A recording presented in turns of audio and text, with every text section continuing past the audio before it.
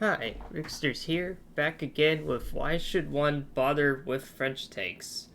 This episode I'm going to be covering the FCM 36, which is a tier 2 tank that's directly after the Renault FT17.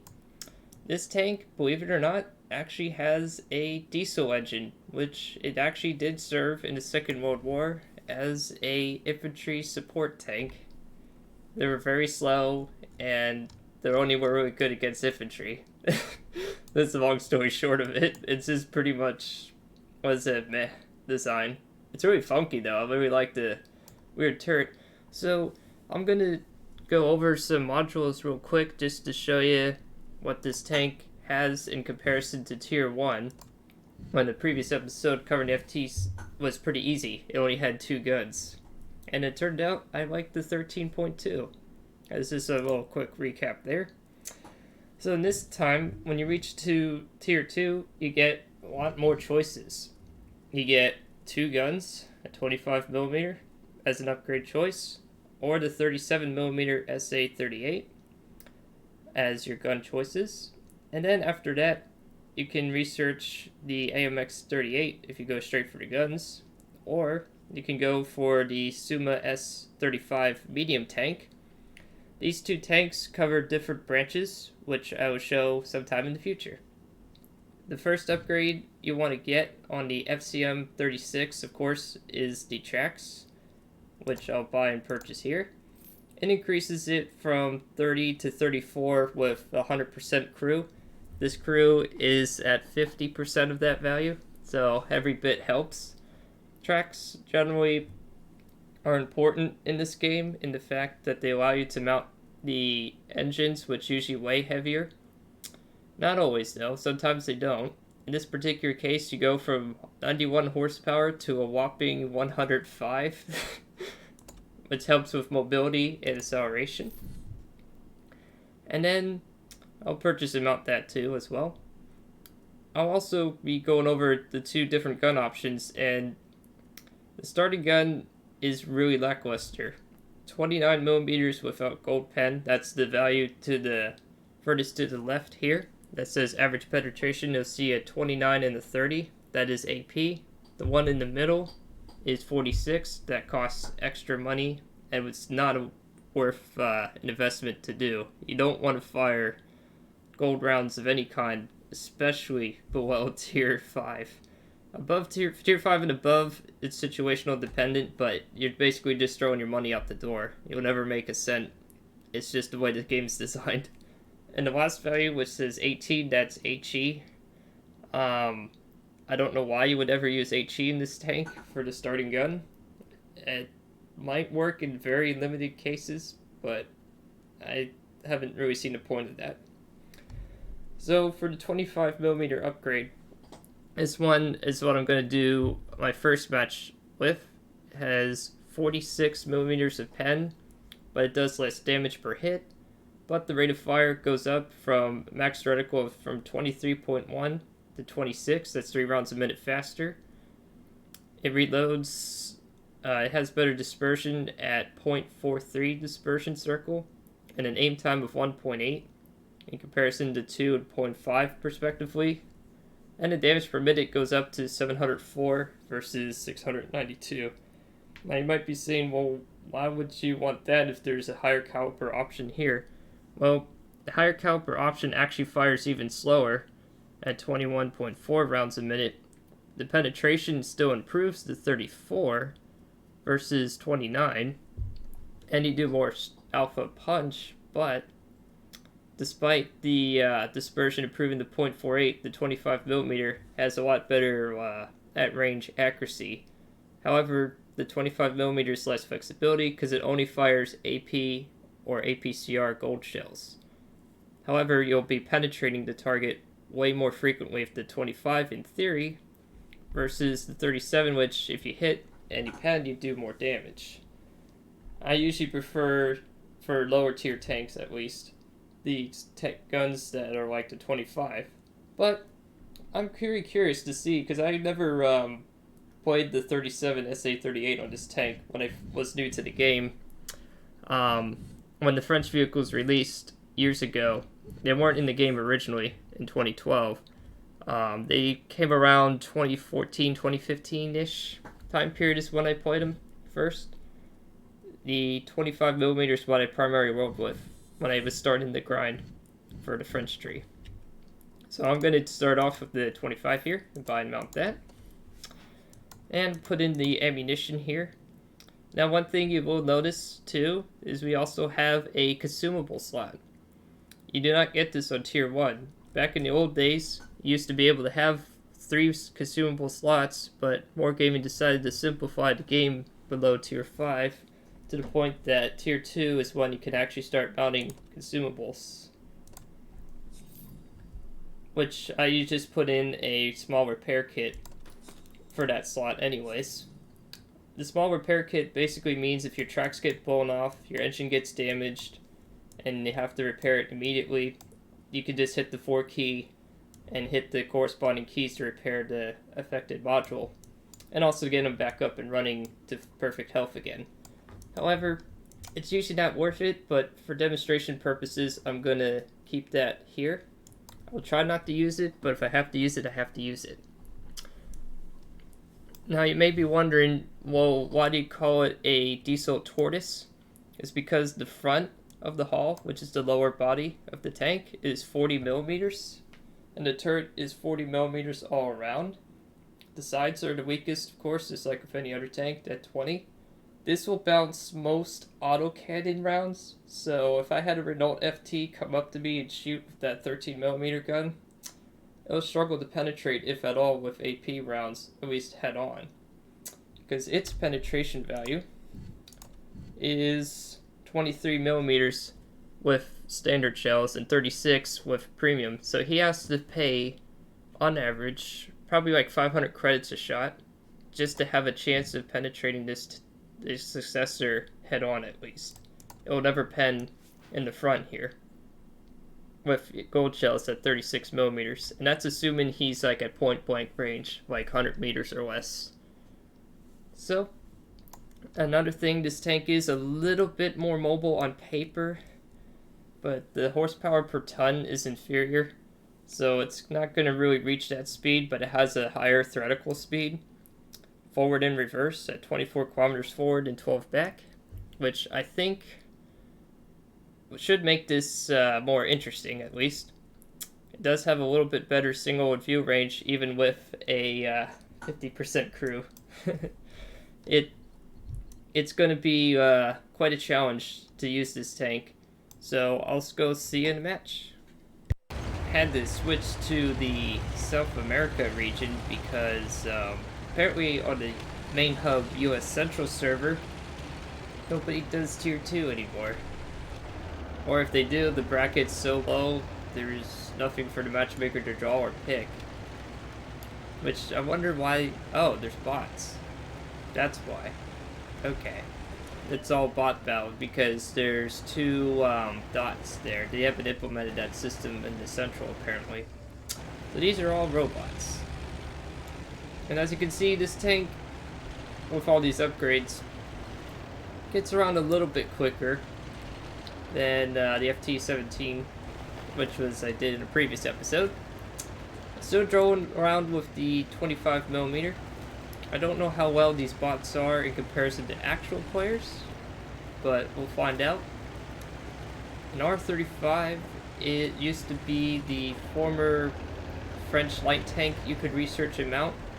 They got rid of that for simplification reasons. I think I can pen it. Yes, I can. Oh, I missed. I meant to hit the lower part of that hole there.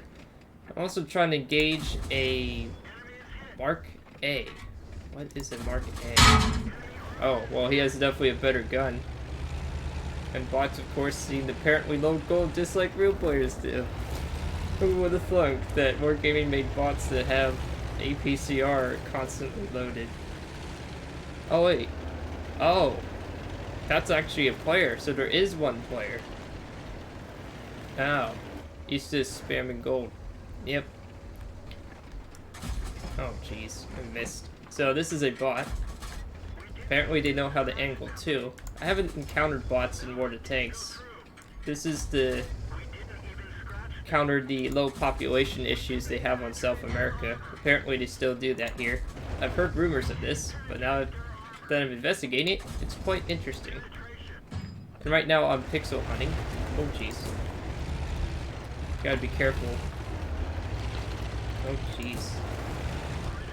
At least I critted him. The nice thing about the 25mm is since I have higher pen, I can actually pen the R35. And I'm just bouncing his shots and he's bouncing me. There we go. Just had to track him. Oh jeez. I can't even track him on the side. Wow.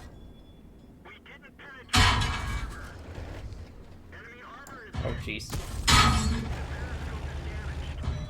Yeah, I don't want to have the Mark A keep firing at me while I'm shooting back. The Mark A is a player.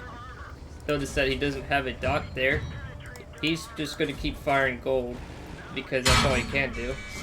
And this is where I need to repair my ammo rack with the 4 key because I actually want to try to win this fight. Because if I don't, it'd be kind of embarrassing. But if I lose, I lose. I just wanted to try to get a win after waiting like 15 minutes. A 15-minute wait time. All because I had to switch servers. This particular server took me 3 minutes to get this match. And I didn't want to film just myself waiting, because that would have been really stupid. Gosh, I'm so glad I loaded maximum ammunition, needing to fire a lot of shots. And I'm gonna probably get killed by that Mark A. Just like a hindsight foreshadowing here. I'm pretty sure he's gonna kill me. The nice part about this tank though is I can go in reverse faster. Oh jeez. Oh good. Oh, it's not APCR, it's just a higher pen AP. That's interesting. Oh jeez. Well, so that's with the 25mm. So I'll try the other gun for the next one. Okay, well, that match ended in defeat. Wow, that Mark 1A actually ended up dying to the bots. That's pretty funny. So this is what I mean by using the consumables that normally cost like 3,000 credits to use and deploy. I did 228 damage that time. I didn't get any kills. And the match lasted till like maximum runtime. Wow. Jeez. So I lost 344 credits using the 25mm gun, and that's mostly because I used the consumable, which takes out 3,000. So if you get rid of that 3,000, that would be, let's see here, I would have probably made approximately 2,000 credits, maybe 1,900 net. Gross, I earned 3,286. So I'm gonna switch out the gun and do the 37mm SA38, which has less penetration. So I was already struggling to penetrate tanks. This will really make it struggle to penetrate tanks. But when I hit, instead of doing 27 damage rolls on average, like 20 to 30, I'll be making 38 to maybe max 50. I kind of forgot if it's like a 10 or 20% differential. Let's take a look here and see. Okay, average damage. Yeah, let's look here. So to find out the actual differential, I'll go to... Oh, yeah, I hit resupply first. The game doesn't let me click out of it. I go to the ammunition screen, which is in the middle right here. And I go to 1. I just hover over this, and it shows right here average damage. So the differential actually is 30 to 50. 50 being the highest, 30 being the lowest. The average is 40. So usually you make like 35 to 45 damage. Sometimes you'll go low or high from that, depending on the distance. Of course, when you're closer, the values could go up, and the further away, it goes down. That's pretty much how that works in general for AP shells and APCR. The damage differentials go higher, usually the closer you are. That's not true for every shell type, but for AP in particular, that seems to be the case, and in practice that turns out to be true.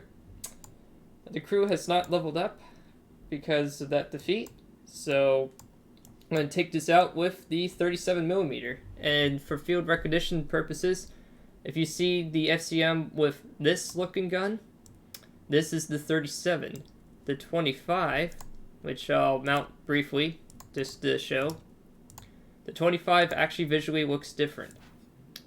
The 25 looks like a Bofors 40mm cannon with like a muzzle brake. That's what this looks like. It looks like a little like cartoon shotgun. And this is what the 37mm looks like. It looks like this. It looks like a stubbier cannon than the stock one. So if you see this rolling around there, that's how you tell the difference between the two visually. So I'll go to the match and see you there. We got a new match and a new map, Abbey. Alright, finally get to show you what a more open field map looks like. This is Abbey. You'll see this at higher tiers as well. And you also get to see what a slow tank looks like on a battlefield going a blistering 20 kilometers an hour, which is about like 10 to 12 miles an hour, approximately. So, once again, we only have one player on each team. The rest are bots. I'm going to try to support the bots that are the... I think that's the Chinese VAE Type B, which is basically a T-26 from the 1920s. The M2 Light, which is a US light tank design, also from that time period in the 1920s to early 30s. And I'm rolling around in a mobile diesel bunker. I like saying mobile diesel bunker because in real life, too, this tank actually used diesel, which is kind of funny because not all, but a lot of tanks during that time period, up to even the mid-war period, used gas for their engines. The Russians, with the famous T-34, if you know a little bit about World War II history in regards to tank warfare aspects, the T-34 famously, of course, used diesel. Now, there were also diesel engines for the Allies as well, but it's a tank-by-tank basis. Some designs use diesel, some didn't. Alright, not much to report here so far. I just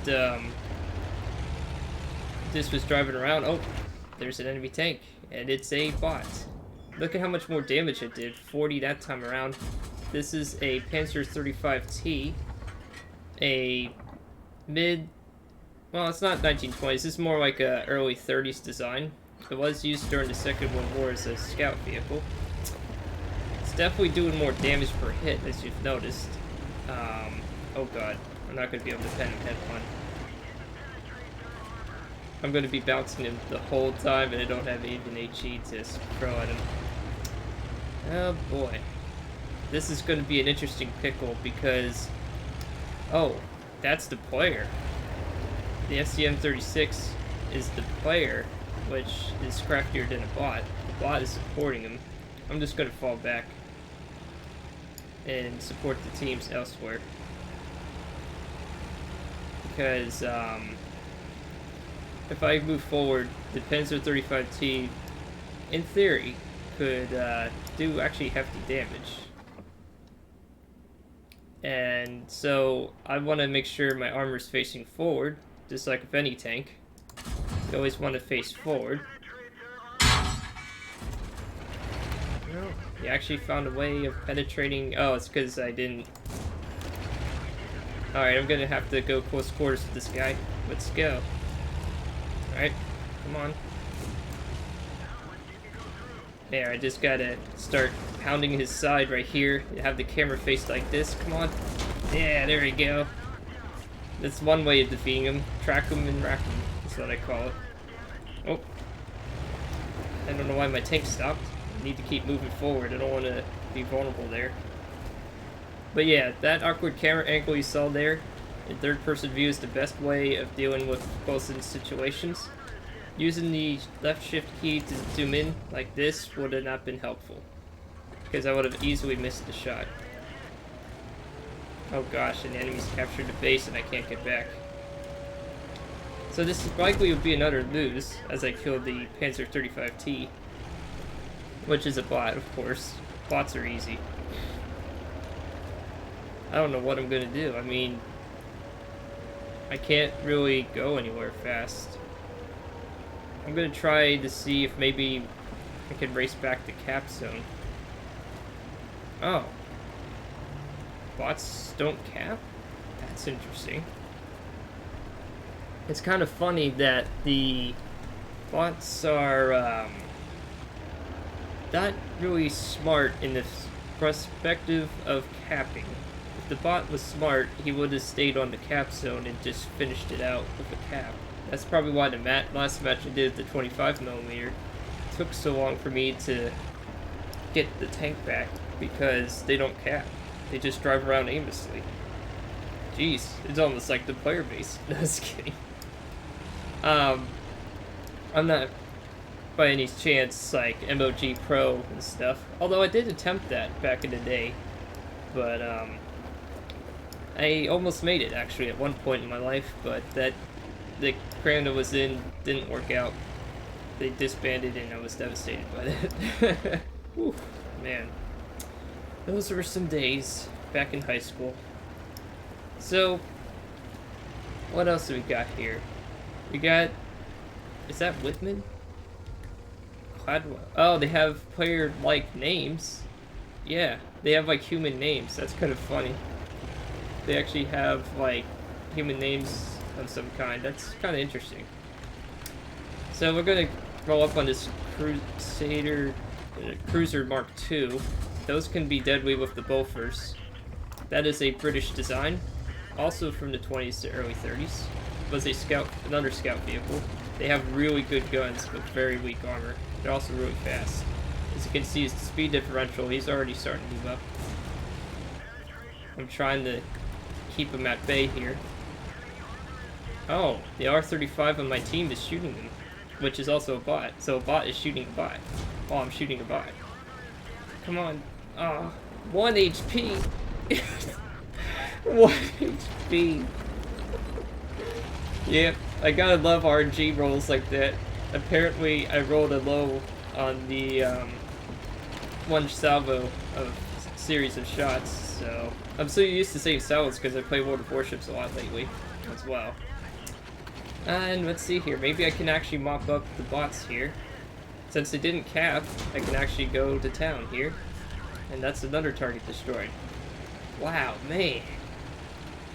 I mean, if you don't know what you're doing, that could actually be a challenge right there, encountering those tanks, because most people would have drove forward against a Crusader 2, or Cruiser 2. I'm so used to saying Crusader Mark 2.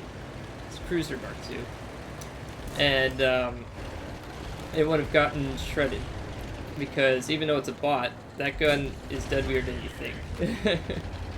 You do not want that. This M2 Light, if he was smart, oh, yep, he has really good speed, but he has a very weak gun.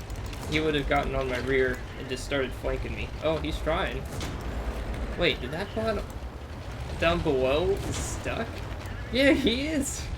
He's stuck. Okay, well, shenanigans here. Apparently, the last bot is stuck. Oh. Well, this is an interesting predicament for him. Let me make sure I don't get stuck. Gosh, that would be awful. Alright, there we go. I'll just start shooting the turret. Use my gun depression, which is angling the gun downwards. As you can see right here. Oh, I can't get the camera to stay. Ah. There we go. You see, as this gun is pointed down like this, that is gun depression, which means the angle of the cannon downwards.